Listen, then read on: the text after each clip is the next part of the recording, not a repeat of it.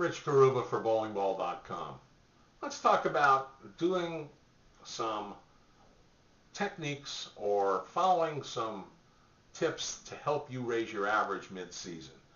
That's right. When we get approximately close to the mid-season in your bowling league, usually in the main season around the holiday time, around Christmas or New Year's time, that's when bowlers typically get a week or two off, and you can actually do some additional practicing if you can squeeze some time in, and you can work on the things that you haven't been able to work on if you're in a time crunch or you don't have time to practice bowling much in between league sessions.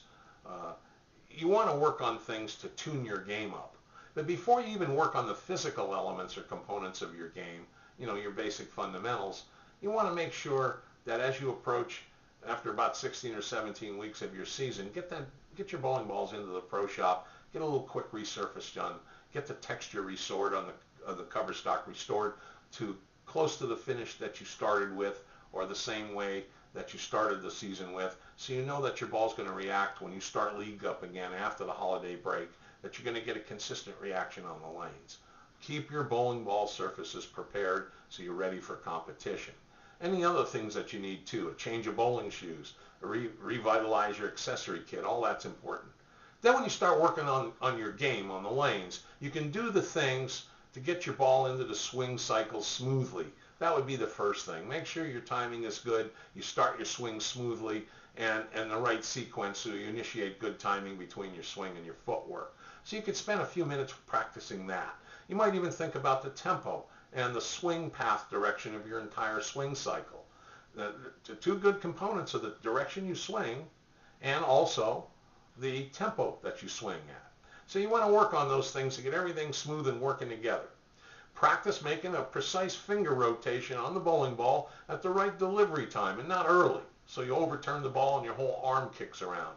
Some of you may have to try to delay and think not turning the ball because you automatically do anyhow, and by using that technique it might help you stay behind the ball longer, make a good, concise, consistent delivery, and release the ball at the same time each and every delivery relative to the sliding bowling shoe.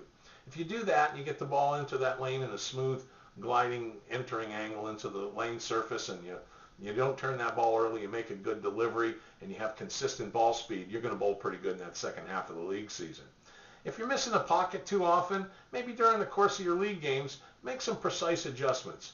Try to even practice maybe at the time of day that you bowl league, if you can find time to do that, and help make the adjustments that using the oil pattern benefiting you to get to the pocket more consistently. You may not be making the right lane adjustments. And if you have to change bowling balls, make sure all your balls are ready to go before you get that second half started, because all those things are important, and that includes your spare ball, by the way. Make sure all those things are ready to go and you're well rehearsed with them, so when you get back on the lanes again after a mid-season break, things work in your favor, you have time to practice, you might even have time to get with your bowling instructor. And everybody should take a lesson periodically. The pro bowlers always work with coaches, so why wouldn't you and I? So on occasions, I know it costs money, but if you pay attention and you get out to the lanes and you work with an instructor once in a while to tune up your game, make sure you're going in the right direction, it pays dividends at the end of the season. So you can raise your average beginning at the mid-season if you tune up your game and you do the things you need with your equipment and your game to make sure that you're prepared and ready to go. Hope these tips help. Thank you.